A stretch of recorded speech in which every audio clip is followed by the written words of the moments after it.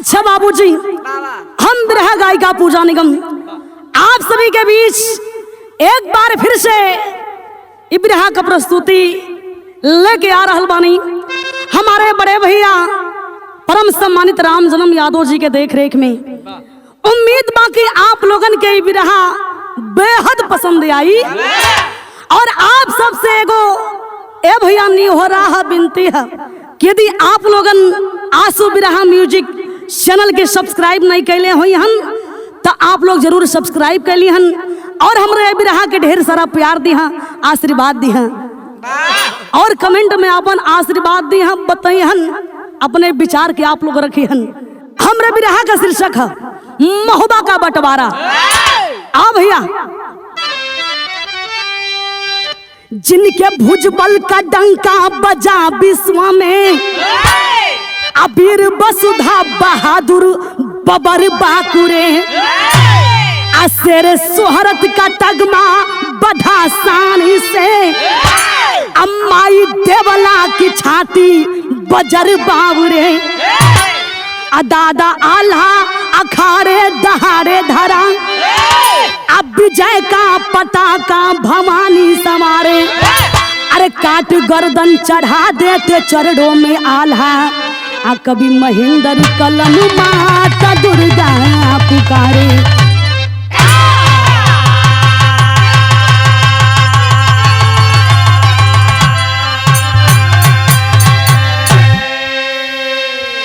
देखे हो बाबूजी, प्रमाण मिलता है कि ये दुनिया में माई दुर्गा भवानी का बहुत भक्त भैलन, लेकिन आल्हा उदल के तरह ही है भैया। कहना है कवि जी भाव में बड़ी सुंदर लाइन लिखला, लेकिन कव्वाली है।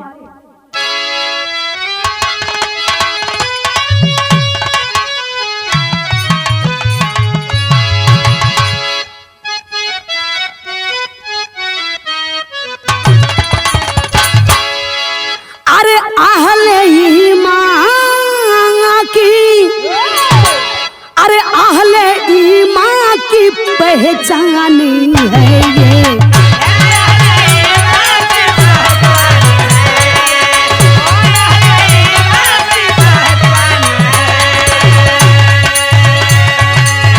कि आहले ईमां की पहचानी है ये, नूर से होगा ना नूर सीना रे सीना नूर।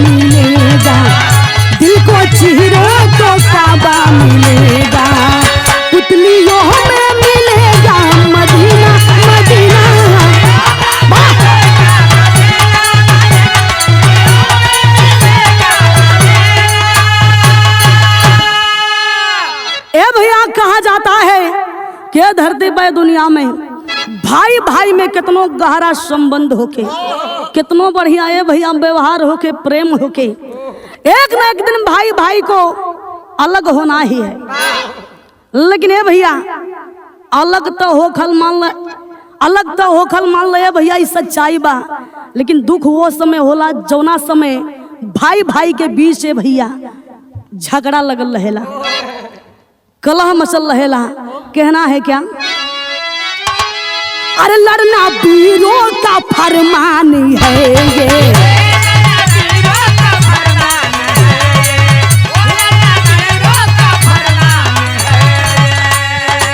अरे लड़ना वीरों का फरमान है ये, वीर से वीर ऐसे लड़ेगा लड़ेगा,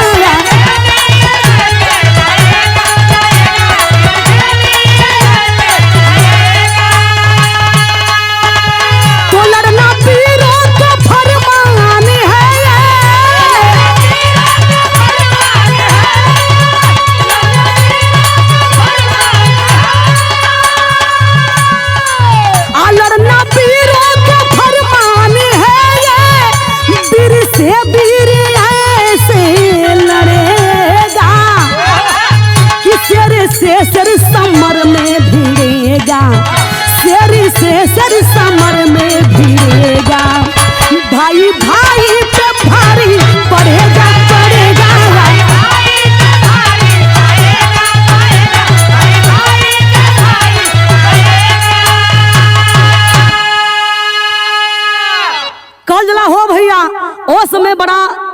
पहुँचला परिवार में, चाहे माई होके या बाप होके, माई बाप के बहुत तकलीफ होला।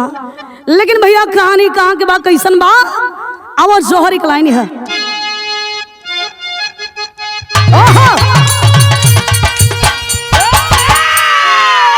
अरे देवरान जेठानी तब लड़कर घर में है कलह बढ़ाई, सोना से निस दिन फुलवा रगड़ा झगड़ा है मचाई। तो ए भैया कहना है क्या, अरे आल्हा उदल से बोले, अब बात भी हमारी मानो, अब रहा प्रेम ना हम में, तुम अलगे हमको जानो, सुन बात उदल की आल्हा, अगर से जिगर में छाया, अरे लाख मनाए देवा, ना समझ में उनको आया, दमदमा उठा तन आल्हा, अंगारी आनंद से पानी, ना ख्याल जरा है तुमको कैसा मोहब्बत का पानी।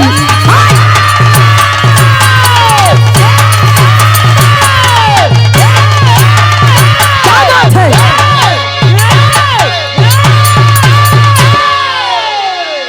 वाह भैया, हीरा भैया साचो का तो हीरा हवा। ए भैया कहानी पे गौर करिएगा। एक बार मोहबा में जोन भाई है भैया, मोहबा के दोनों वीर यानी दोनों भाई आल्हा उदल का आपसी प्रेम संबंध खराब हो गई। उदल देखला कि हमार भौजाई आ हमार मेहरारू दोनों रात दिन आपस में झगड़ा करत है। उदल के बढ़िया ना लगत है। उदल ये सोचत हुआ कि ये झगड़वा तो भैया देखत हुआ, लेकिन भैया ये पर कोनो बातचीत कोनो विचार नहीं करत हुआ। लगता कि हम ही के जौन बा भैया से बात बारे में करे के पड़ी।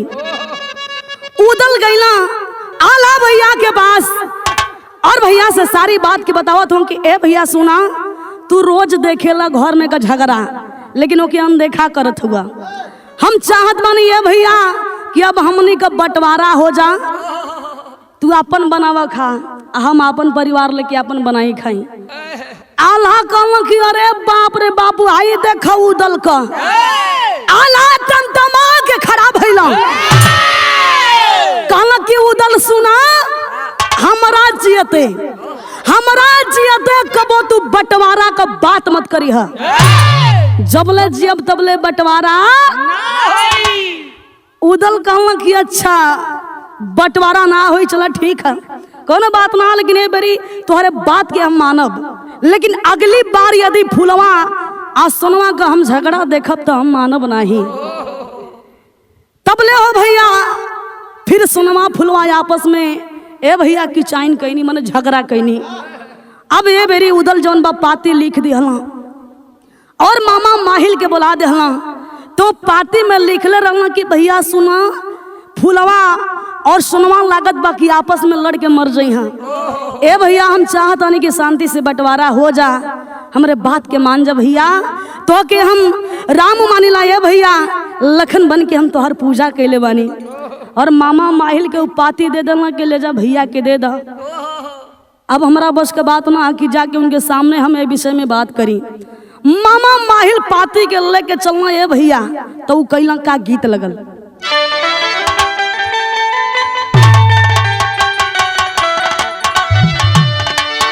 ए भैया राजेश भैया, दुलही भरल जवानी में खुद के कोसत बा, औ का कहत बा हो कि चढ़ली जवानी हमर माटी में मिलावता,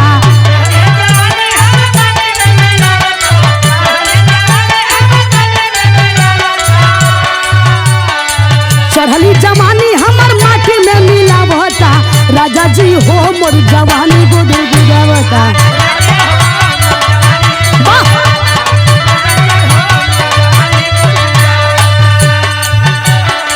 लेकिन हो भैया मामा माहिल करता क्या है का, लिखी करके पार्टी महफिल में पठावता,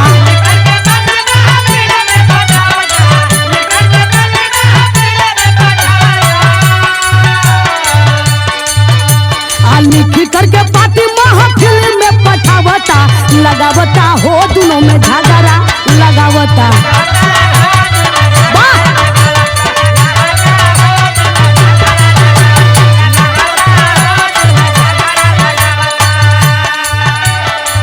ए भैया मामा माहिल जोन बा सोचला कि ये पाती में लिखल का हो तनी एक हाली हम पढ़ ले। पाती खोल के भैया पढ़ला में लिखल रहल कि ए भैया फुलवा सुनवा आपस में लगत है कि लड़की मर जाई। हम चाहतन कि शांति से बंटवारा हो जा। लखन बन के तो के राम मान के तोहर पूजा के ले ते भैया बंटवारा हो जा। तब मामा माहिल सोचला कि बस एतने में तब मजगर लड़ाई ना लग पाई। मामा माहिल 2 लाइन बढ़ा के लिख दे कि सुना ये भैया अगर बंटवारा नहीं करबा तो तोहसे हम युद्ध करब आ तोहर गर्दन हम काट दे। अल्लाह के पाती चपत के मामा माहिल ले जाके आल्हा के थमा दिल। आल्हा जब पाती के पढ़ल तब भइल का भैया अब बन के लखन कैली राम के पूजनवा।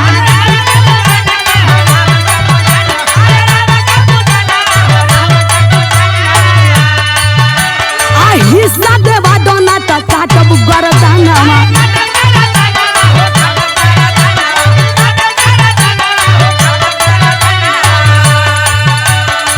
आल्हा के सामने देखा पाती के बढ़ाव होता।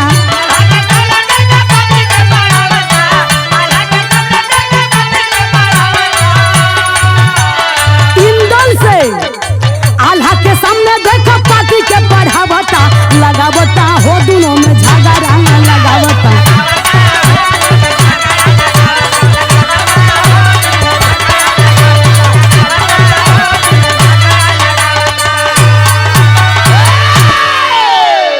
ए भैया मामा माहिल आल्हा के जब पाती थम होला तो इंदल के बोलौला कहला कि इंदल नहीं जाए ए पाती के तोर बाबूजी पड़े हाँ तुम सुनत रही है सुन रहे तो तुहू के काम दे। आल्हा जैसे ही पाती के खोलना है भैया देखला कि का लिखल बा लिखल बा अंत में कि गर्दन काट दे।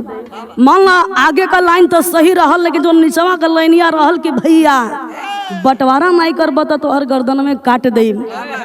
पतिया आल्हा इंदल के थमा दिल कि ले इतना दिमाग खराब हो आल्हा का कि गुस्सा में अंगार हो गई। कहला कि अच्छा तई हमार गर्दन काटी आई मने तनी हमार सम्मान कैले बा तई जोन बा अकर देखावता कि हम लखन बन के तो के राम मान के पूजा कैले हैं तोहार। ए भैया आल्हा भी जोन बा उदल के ललकार देहला कि तू गर्दन कटबे हमार तो आज तो से काल जोन बा जंग मैदान में युद्ध हो जा। ए भैया युद्ध ठना गइल बा कि अब लड़ाई हो के रही। लेकिन इधर यहाँ देखा हो इंदल के बड़ा दिल पर ठेस लगल बा कि हमार दादा यानी आल्हा दादा बूढ़ा गइल हो आ लड़ाई लड़ी हाँ कहीं ये लड़ाई में अगर मरा जाइ हाँ तो ए भैया हमरे सर से पिता का साया जोन बा उठ जाई। इंदल कैला का भैया गीत लगल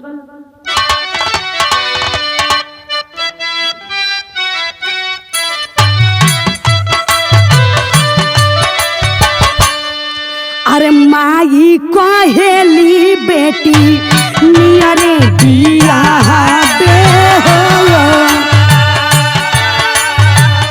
माई कहेली बेटी नियरे दिया बे हो। अब बाबूजी कहेलन बड़ी दूर हो।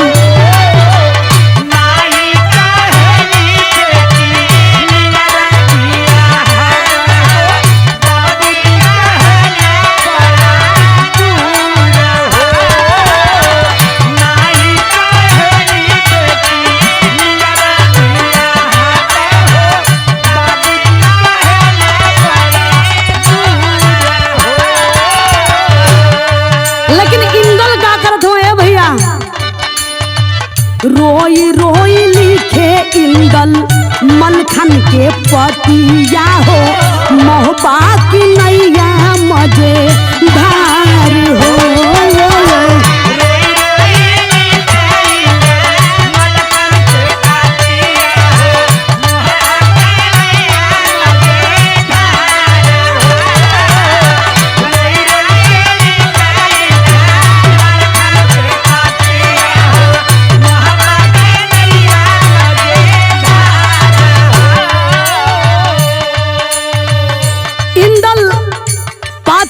कहत हुआ मलखान चाचा के चाचा बाबू बुढ़ा गए हुआ उधल चाचा कसाई हो गई बाना।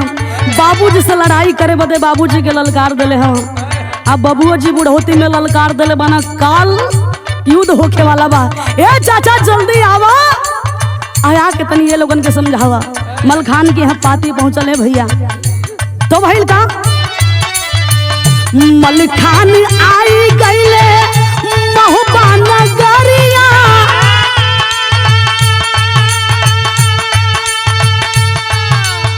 अब भुजावा उठा के नाचे नंगी तलवारिया।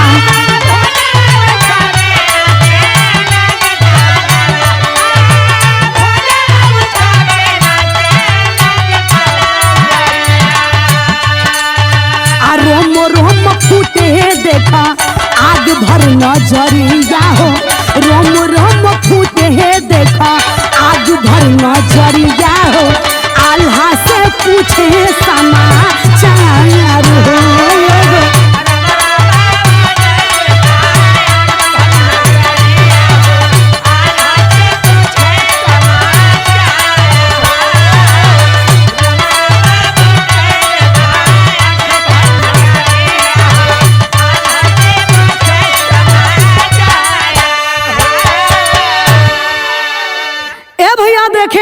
पाती के मलखान पवलन और तुरंत मलखान जौन बा भैया महोबा में आ गई। महोबा में अला तो ए भैया हाथ में ले हम नंगी तलवार लेके भाजत हम के उदल कहाँ उदल बाना।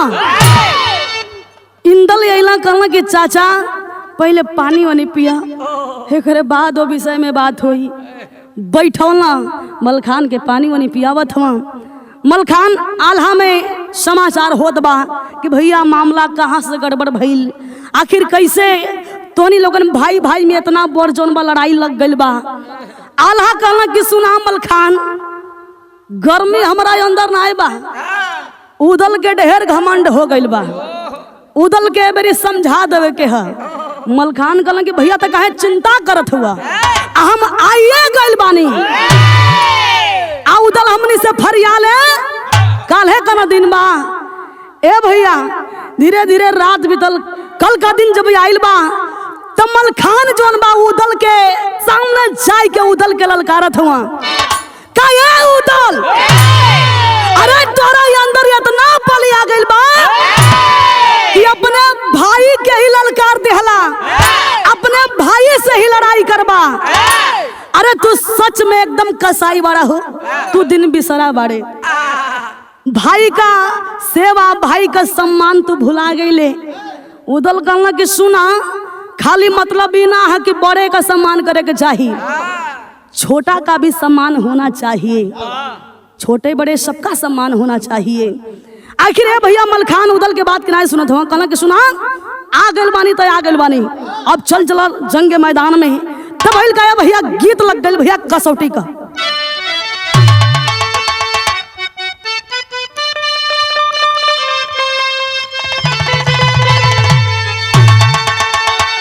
ए भैया इस सच्चाई है कि ये गीत में जौन कसौटी है, जौन जोश है, उतना कोनो गीत में नहीं है भैया। बिरहा में यदि गीत पड़ जाए तो बिरहा में भैया जान आ जाला, जान में जान। स्वर्गीय रामदेव गुरु जी के गीत है भैया।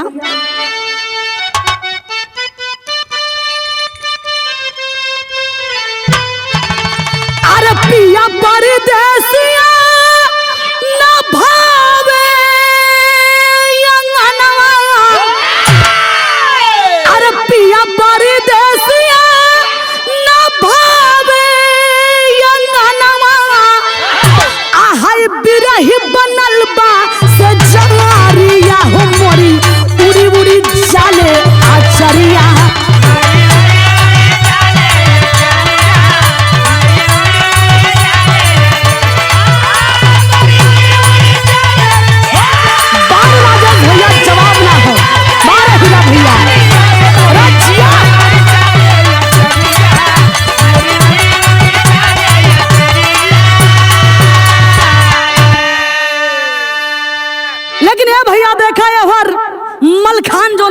से भिड़ल हुआ।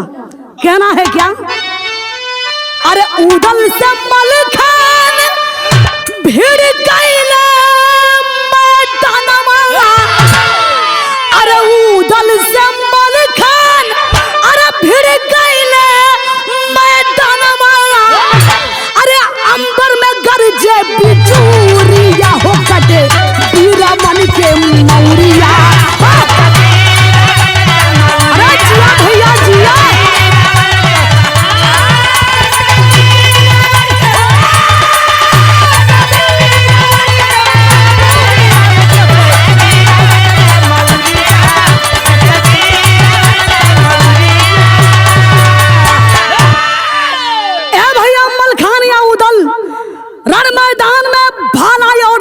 लेके भिड़ल हुआ कि तबले आल्हा जोन बस सेना लेके ए भैया वही लड़ाई में एंट्री मार दे। अब देखे उदल के पास तो सेना है ना है, उदल के पास सेना नहीं है, लेकिन है देखा भाई आल्हा का ये भैया सेना लेके मलखान के तो बोले हवा सेना भी लेके भिड़ल हवा। कैसे? आला उदल को है ना चोली मन मानी आतेगा पे उदल के छल के जवानी।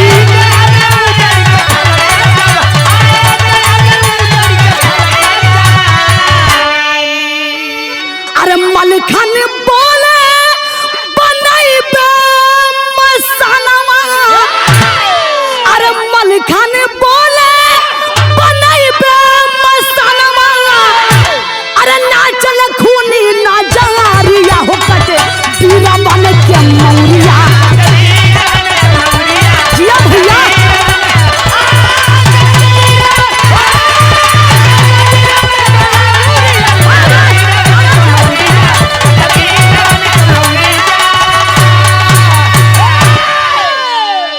ए भैया आल्हा और मलखान का उदल का जोश में लड़ाई देख के होश उड़े लागल और अकेला उदल जोन बा आल्हा के सेना के लगला मारे। सेना के मार के जब मुआवे लगला ये भैया तब हिल का टेरी में कहना है।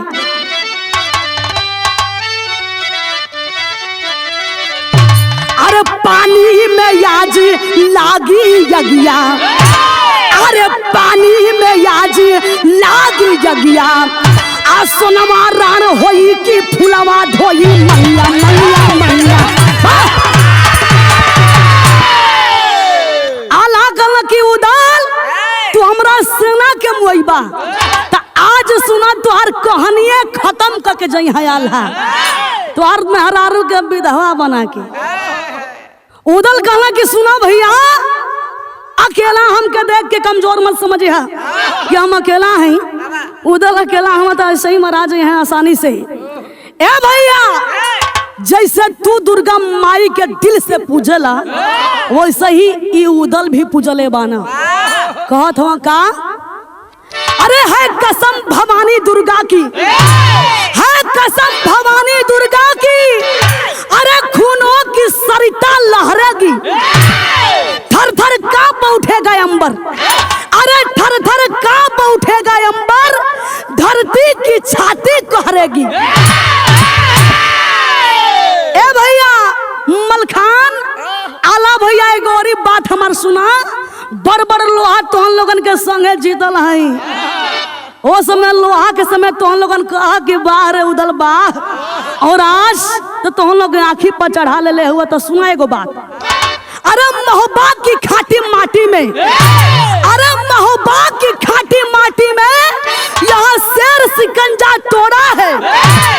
लोहा कितना हो भारी, अरे लोहा कितना हो भारी बैरी का समर सर फोड़ा है। कलम भैया की वो दिन याद है कि ना जया तो उन लोगन के लड़ाई में साथे रहली आ दुश्मनन के एक के बार में मार के हम गिरा दी।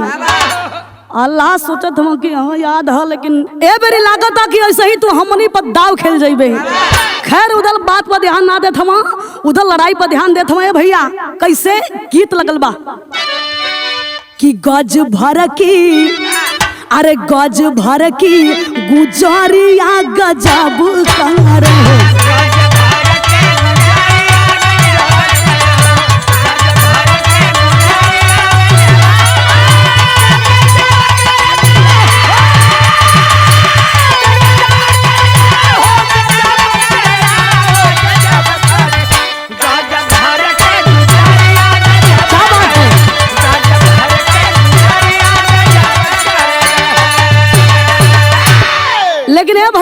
गीतिया के तनी से साइड में कह दी भाव पे आ जाइ।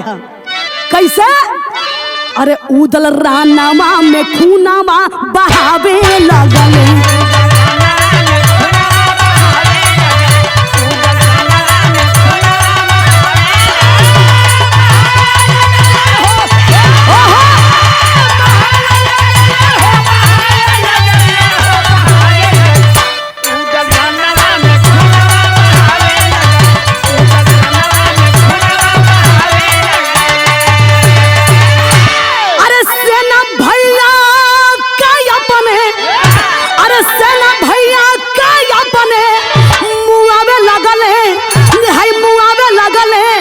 उदल रानावा में खूनावा बहावे लगल।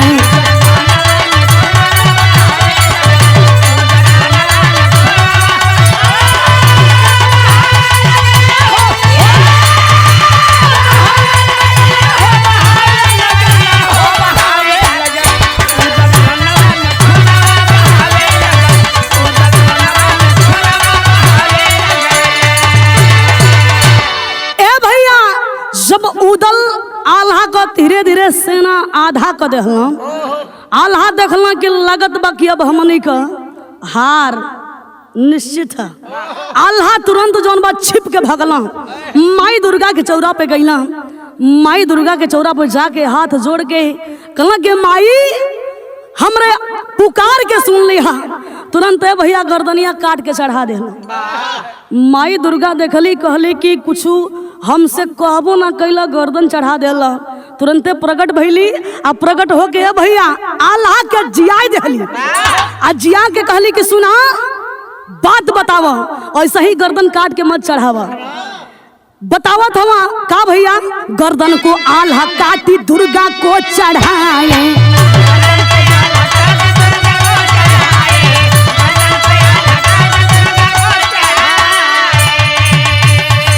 भाई के संग हवा में धोखावा कमाए।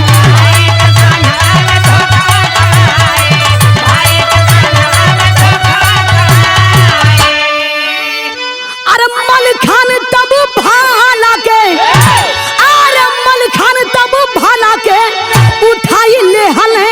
अरे उठाई ले हले कि उदल रानावा में खूनावा बहाई दे हले।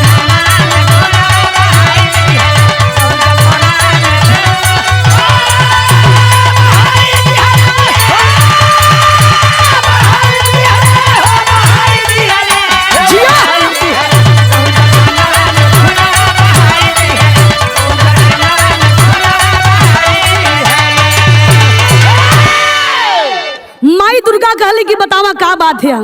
आल्हा कहला कि माई तू तो देखते बारू उदल का लड़ाई तो ऐसे लड़त हो जैसे लागत है कि उनका हम 7 जन्म का दुश्मन है। आधा सेना के मार के समाप्त कर देले हुआ।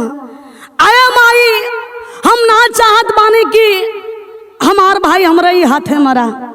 हमरे हाथे मराई तो बड़ी बदनामी हो जाई। आवे वाला समय में लोग हमके कसाई कही हैं। हम चाहत बानी कि उदल का मौत जौन बा हमरे सेना अम्मल खान के हाथों द्वारा होके, हाथों द्वारा होके। माई दुर्गा कहली कि वाह रे अल्लाह, तोहर दिमाग तक काम कर गई। माई दुर्गा कहली कि ठीक है, एकदम ऐसा ही होई, तू चिंता मत करा, एकदम ऐसा ही होई। तने ध्यान दा देखा उधर उदल और मलखान एकदम जबरदस्त भिड़ल हुआ। आज साचो कहिए भैया उदल मलखान में लड़ाई होत बा और वही लड़ाई 20 जोन बा आल्हा फिर से पीछे से जात हुआ। मना हर बारी जोन बा पीछे में से एंट्री करे गईल हुआ भैया। तो वही का लाइन चौलरिया का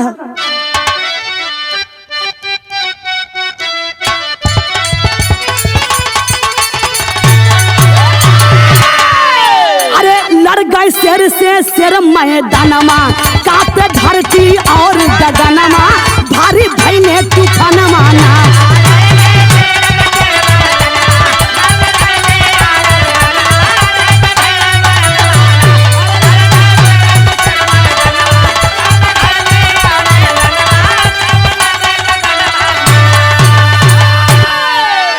ए भैया माई दुर्गा जोन बा उदल का साथ छोड़ देली, आल्हा का साथ पकड़ लेली।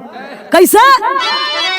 अरे दुर्गा उदल के देहली छोड़ी नाता आल्हा से लेहली जोड़ी घोड़ा उदल का भइल बधाई जाके भाला थमाया माही आ टूटल आल्हा के देखा बहिया कौने छानावा हो बीरनमा भारी कैले तूफाना माना अरे शेर हुआ भैया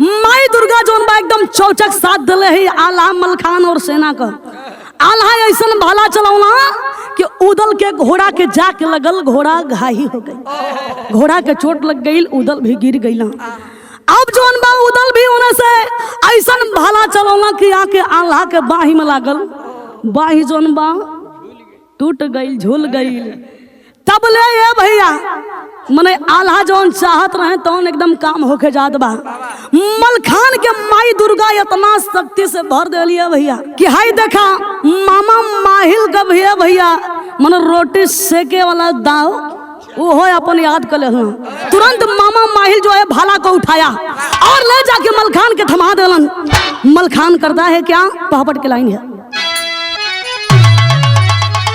अरे पाके मौका मलखान मारा भाला बीचे छाती में अरे पाके मौका मलखान मारा उहे भाला बीचे छाती में अरे भइल दीवाला देवला को रतनवा महोबा माटी में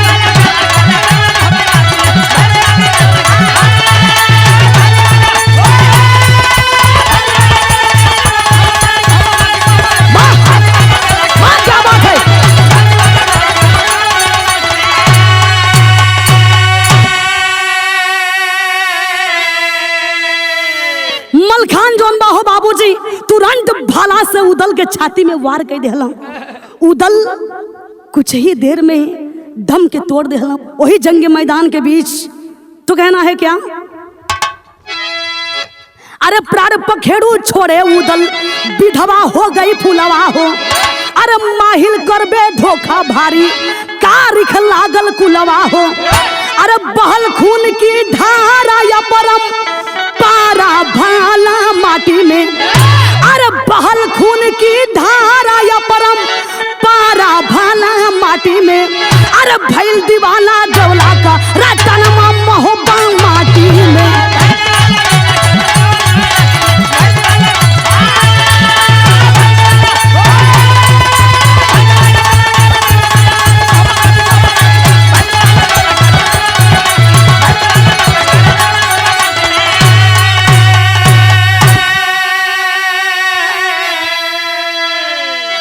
ए भैया फुलवा रानी के पता चल गई कि हमार सैया अबे दुनिया में नहीं खा फुलवा रानी ए भैया छाती पीट पीट के रो रही है और इधर देखे फुलवा तो रोते हैं माई दुर्गा जोन बा चढ़ाई कैली रोहिड़ राजा के दरबार में यानी रोहिड़ राजा का बिटिया जिकर नाम रहल रोहिड़ी वही रोहिड़ी से उदल ए भैया लड़ाई जीत के हो रोहिड़ी से शादी कैले रहला और उदल और रोहिड़ी से एगो सुंदर लड़का का जन्म भी भइल रहल लड़का का नाम बसंत रहल माई दुर्गा जाके रोहिड़ राजा के दरबार में रोहिड़ी के सचेतत बारी की रोहिड़ी अरे ते सेनुर पहिरले बाड़ी रे अरे पगली तोर पति तब मर गई तोर पति अबे दुनिया में नहीं खे रोहिड़ी चिहाई के उठल बाड़ी हो बाबूजी कहली कि माई का गात बारू जाई के बेटवा बसंत से बतौली तब भइल का भैया आल्हा के लाइन है आजा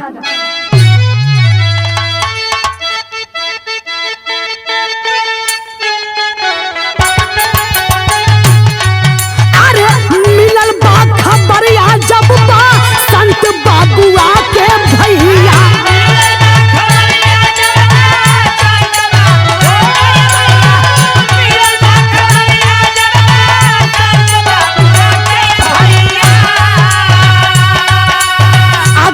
मोरे बाबू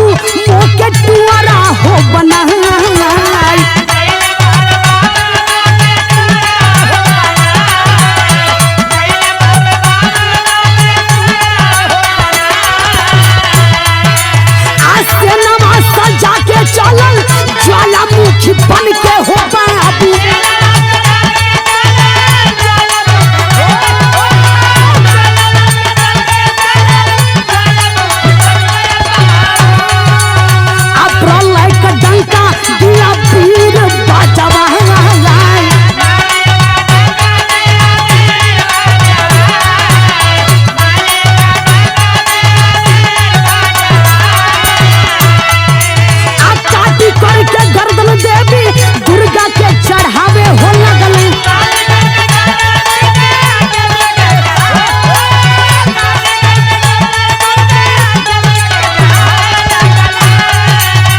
नौ दुर्गा प्रगट भैली देखा मुस्कान।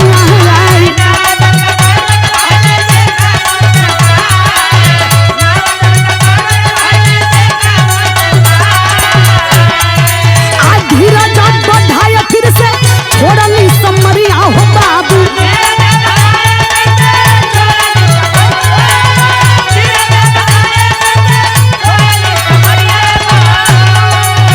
जीतने लड़ाई कैले महुबा हो बटाया।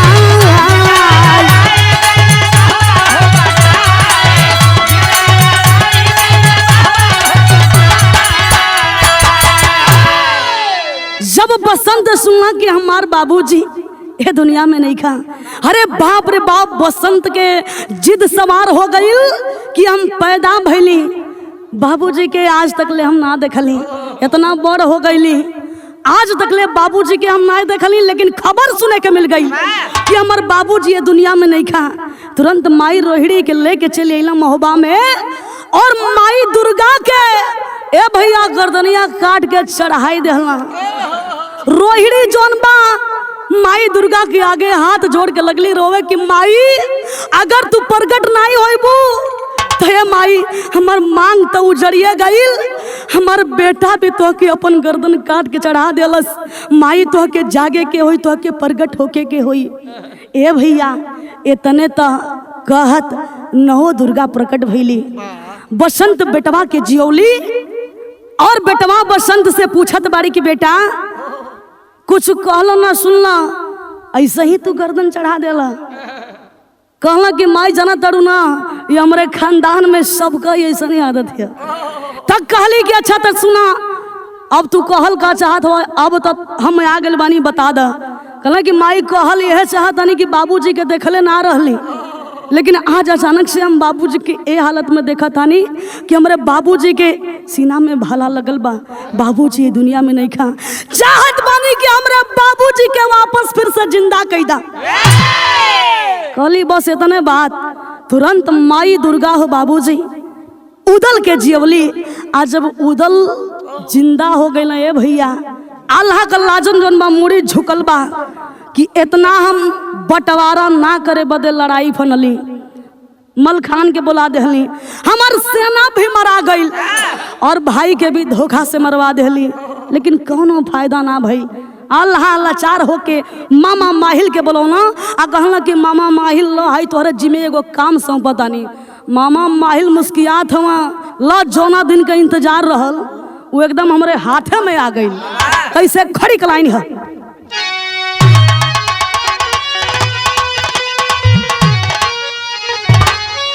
अरे मामा माहिल देखा, अरे मामा माहिल देखा महोबा बाटवा दिहालेंगे।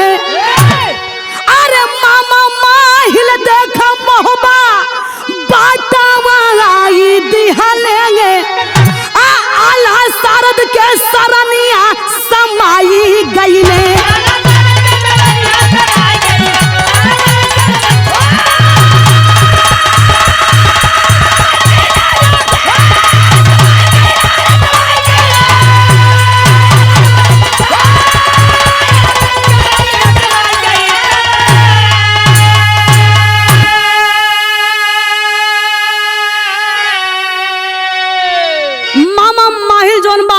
महोबा का बंटवारा कई दिला ये भैया, लेकिन आल्हा माई दुर्गा के माई शारद के शरण में गईला और वही शरण में माथा के पटकला आ पटकले ये भैया माँ शारद के शरण में समा गईला। तो इधर देखें बसंत बेटवा के जोन बा फुलवा आ रोहिणी बड़ा प्यार से सहलावत हई। फुलवा भर नजर देखत बाड़ी कि वाह रे बेटवा बसंत तू अइला कि महोबा में खुशी ही आ गई। कैसे रोहिणी और फुलवा बसंत के उठाई आ गरबा लगा के उदल रो में बिल खाई। लेकिन एगो इहो प्रमाण है भैया आल्हा खंड का। अरे बेलवा के गौना में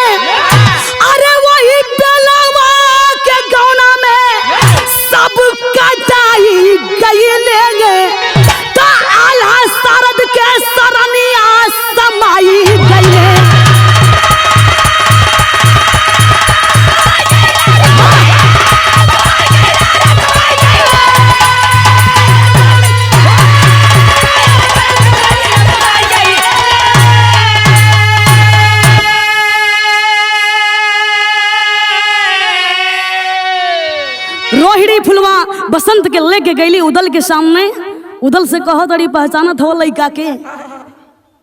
उदल कहल कि नाही, हम कबो देखले सुनले हई ना, हम का पहचानत तानी। रोहिणी कहली कि हाँ। अब देखें माहौल है भैया खुशी में बदलल है। रोहिणी कह तड़ी कि सुना, मर्द जात कई है फितरत होले कि कहीं जोन बा कहानी कई के भैया निशानी छोड़ दी है। रोहिणी कह तड़ी कि सुनी, लड़ाई में जीत कर हमसे शादी कैली, हमरा संगे समय बितौली, तो वह सुहाना पल का ये हमनी का निशानी है, ये तुम्हार बेटा है।